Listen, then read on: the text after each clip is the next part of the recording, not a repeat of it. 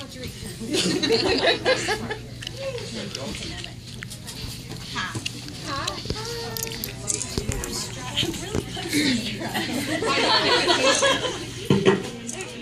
You're in the club, we're all crammed together.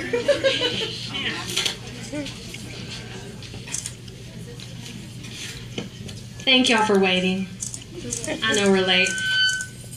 I'm going to go ahead and apologize. We had an outdoor signing at noon today. We got right on the bus. There's no shower. We smell really bad. I think we're going to open it up for a Q&A. Where did Ariel go? Who has a question? None of you have a question. Oh, there we go. What made you do the eyeball videos? That's really how I look. I don't know, you actually learned that from Abby. And I don't get any credit for that. I was staying with her in Alabama last summer, and she showed it to me, and then we just went crazy and did all kinds of eyeball videos that day, and I haven't stopped. And I have. Abby matured. Did she bring you a Diet Pepsi from last night's video? No. Her cell phone hasn't been working, so she didn't get the message until I already had He one. thinks I moved to Canada. When we went to Canada, it messed up, and now my phone's only working when I have Wi-Fi. It's weird. Oh, I'm good. I have Wi-Fi. I find it really hard to believe nobody has any questions for them. Oh, here we go. Obviously, Nanette is a really hard character to like. Do you like her? No. No. No. I just wrote Mace's book, When I'm Gone, and I don't like her at all after that book. But she will get the last book in the series, and I will like her when it's over because I will make everyone like her.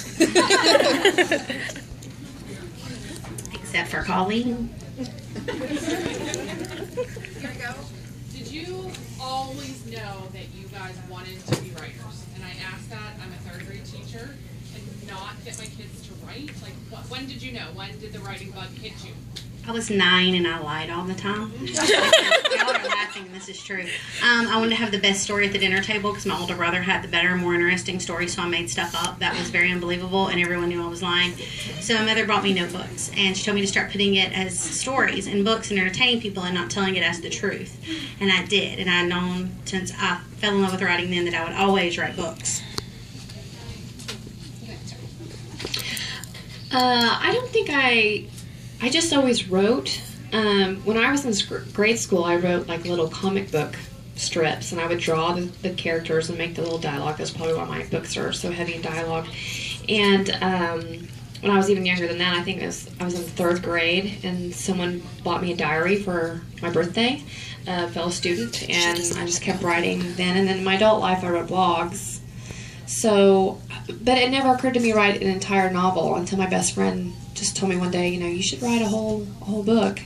And I just thought that writers were like New York Times bestsellers were from New York. I didn't know that, you know, somebody from Oklahoma could do that. So I just decided, you know, to try it. And especially after I read Twilight, I thought, you know, I can do this. It's not super literary. It's fun to read. It's, you know, lots of dialogue, and that's kind of how I write. So, no, I had always written, but I don't think I'd always known I wanted to be a writer. She already answered it. I wrote my first story when I was 5. I just enjoyed writing. I never really thought I would grow up and be a writer. Thought it was, you know, like Jamie said, just kind of something that didn't happen to people like us. And so I got a degree in social work and then started teaching after that, and one day sat down and started writing what I thought was just a little story. And then that was just 2.5 years ago, and this is what it's turned into. So yeah, it's been kind of a surprise, not a goal. There's a question over here. What was your inspiration for Maybe Someday? She wants to know what my inspiration for Maybe Someday was. That's a good question. Actually, right after I wrote Slammed, noticed how much people reacted to me putting the Avett Brothers lyrics in there, and so I decided that it would be really cool if I could actually have characters write the lyrics in the book, and you could actually hear the songs. So it was something that I thought about right after writing Slammed, but I ended up writing that series first, and then Hopeless, and then, it was just always on the back burner for me. So. I'm not trying to TMI here, but I watched your video earlier about the rules on the bus. What do you do when you gotta go number 2? You don't. You wait until they drop you off at the hotel. Being potty trained. What did you think of like your books when they go international? Do you ever have anything come back to you? Like you write it a certain way and it's like kind of based in this country. Is it ever interpreted something different when you get any feedback from international audiences at all? When it's translated? Yes. I've had a lot of complaints. Apparently, France did not like some of the scenes in some of my books and decided to take them out. The readers that had read the English version were very distraught that some of their favorite naughty scenes were gone. That's happened in a few different countries. Yeah, I've had a lot of people tell me that they were really different. I don't have specific instances, but I know in Brazil they didn't like the word for pigeon, I guess, is derogatory, so they changed it to hummingbird. So just little changes like that. But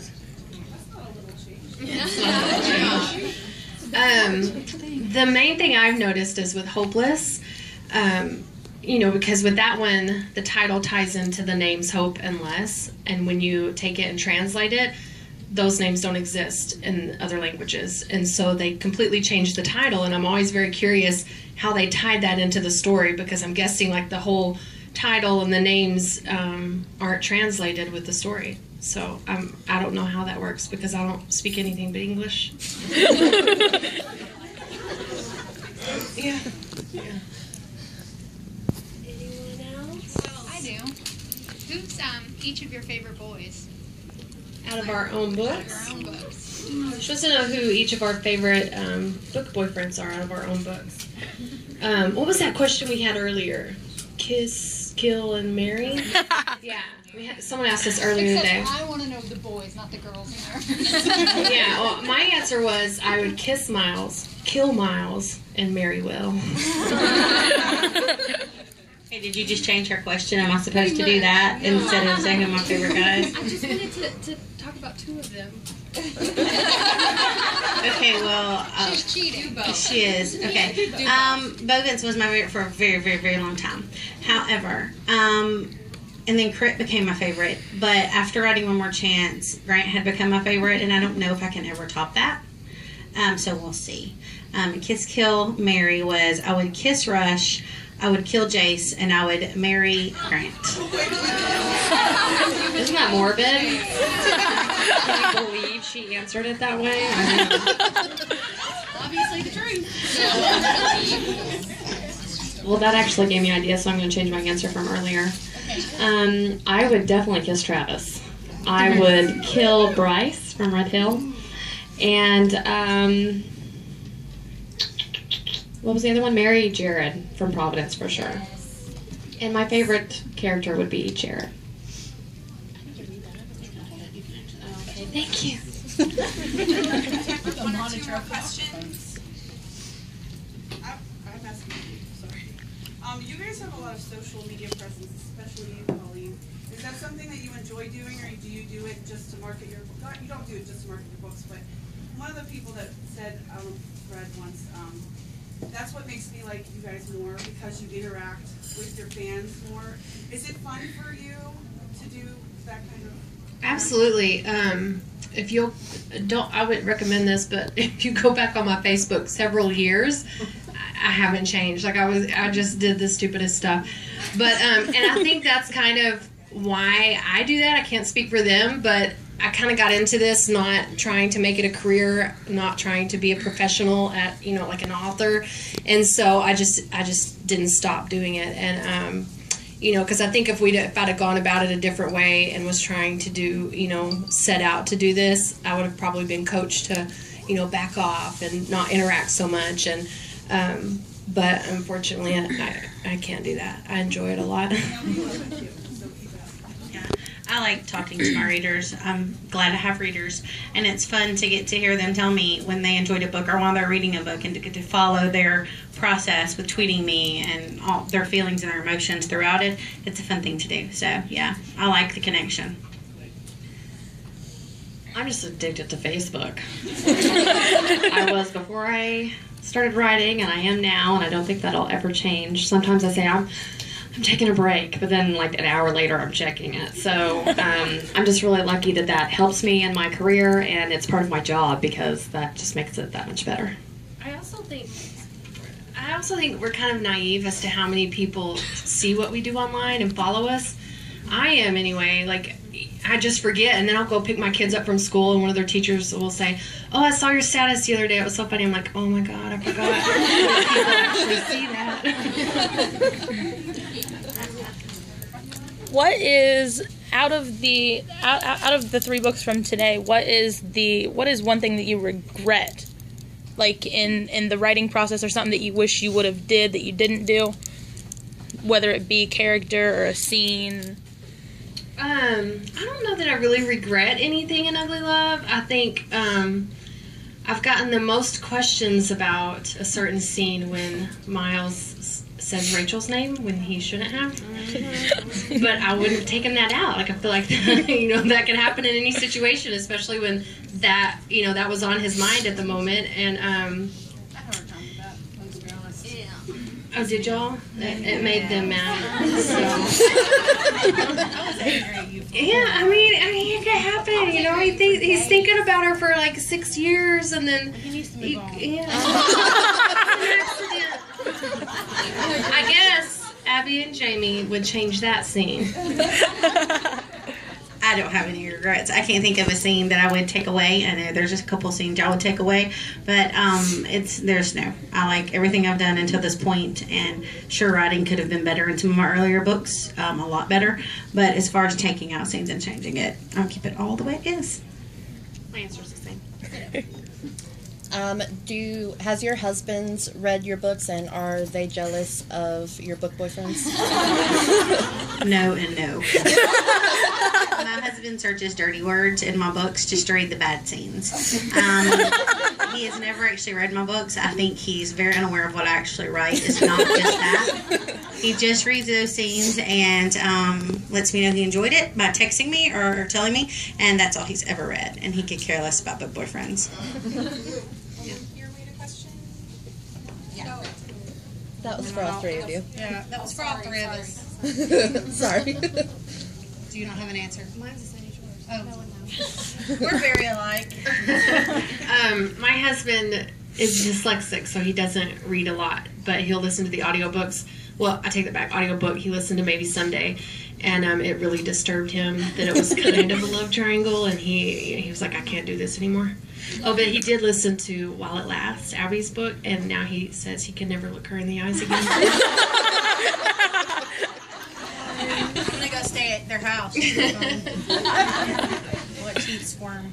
I wanted to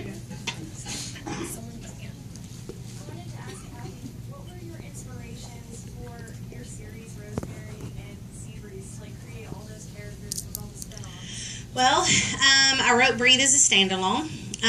It was an idea. I wanted to write a book, and I wrote it. I did not intend for people to fall in love with Marcus. I didn't know what to do with that because he wasn't a YA age. He was almost 20 years old. And so I gave Marcus a book and wrote a new adult book in which there was no genre, and I didn't know what I was writing. I just wrote it. And then everybody loved Cage, and then I had to give Cage a book, and then everybody loved Preston, and I had to give... This was not meant to be. I never intended it. Fallen Too Far was supposed to be a standalone book as well. And then it ended tragically. Yes. Marcus was in Breathe. Because of love. He was in Breathe, too. Yeah. I'm reading Breathe tonight. Marcus was the triangle. He was the love triangle in Breathe. Which she never loved him. He just loved her. Or he kind of liked her. You're so behind. Same thing with Falling Too Far. It was going to be a standalone, and I ended it tragically, and then I worried about it and asked Colleen, and she said, no, end it tragically. That's great. Because they won't be expecting it at all. So I did, but then I, got out Never Too Far within 2 months, and then it did the exact same thing. I didn't intend to give everybody a story. So it just kind of, went with it. One more question?